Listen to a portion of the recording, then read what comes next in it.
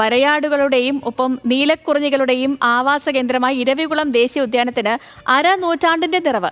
1975 ആനമുടിയും ചുറ്റും ഉൾപ്പെടുന്ന പ്രദേശവും ഇരവിപുരം വന്യജീവി സങ്കേതമായി സർക്കാർ പ്രഖ്യാപിച്ചത്.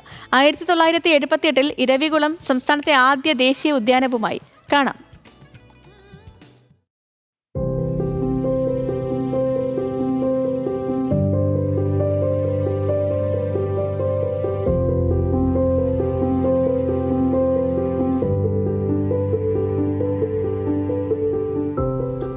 കൊല്ലമായി മൂന്നാർ കാഴ്ചയിൽ അതിമനോഹരം ഇരവികുളം ദേശീയോദ്യാനം തന്നെ.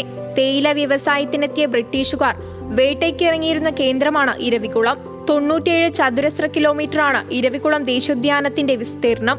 1895 ഈ പ്രദേശം ഹൈറേഞ്ച് ഗെയിം പ്രിസർവേഷൻ അസോസിയേഷൻ സംരക്ഷിത പ്രദേശമാക്കി. 1971 സർക്കാർ മിച്ചഭൂമിയായി ഏറ്റെടുത്ത പ്രദേശത്തിന്റെ പ്രത്യേകത കണക്കിലെടുത്ത് വന്യജീവി സംരക്ഷിത പ്രദേശമായി 1975 പ്രഖ്യാപിക്കുകയായിരുന്നു.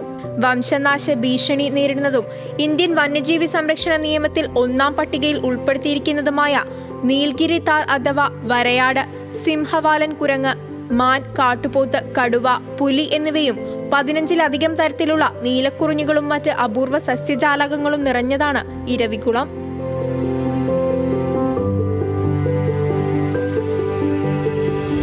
ഇന്ത്യയിലെ ഏറ്റവും ഉയരം കൂടിയ കൊടുമുടിയായ ആനമുടി സ്ഥിതി ചെയ്യുന്നത് ഇരവികുളത്താണ്.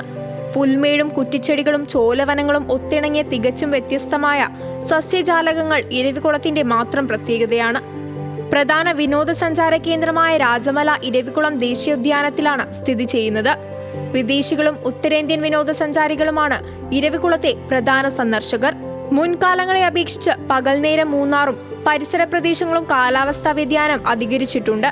കാലാവസ്ഥാ വകുപ്പിന്റെ UV ഇൻഡെക്സിൽ ഇത്തവണത്തെ ചൂടിൽ ഇടുക്കി മുൻനിരയിലാണ്. എന്നാൽ ഈ വേനലിലും സഞ്ചാരികളുടെ പറുദീസയാണ് മൂന്നാറും ഇരവികുളം ദേശീയോദ്യാനവും. ന്യൂസ് മലയാളം, ഇടുക്കി.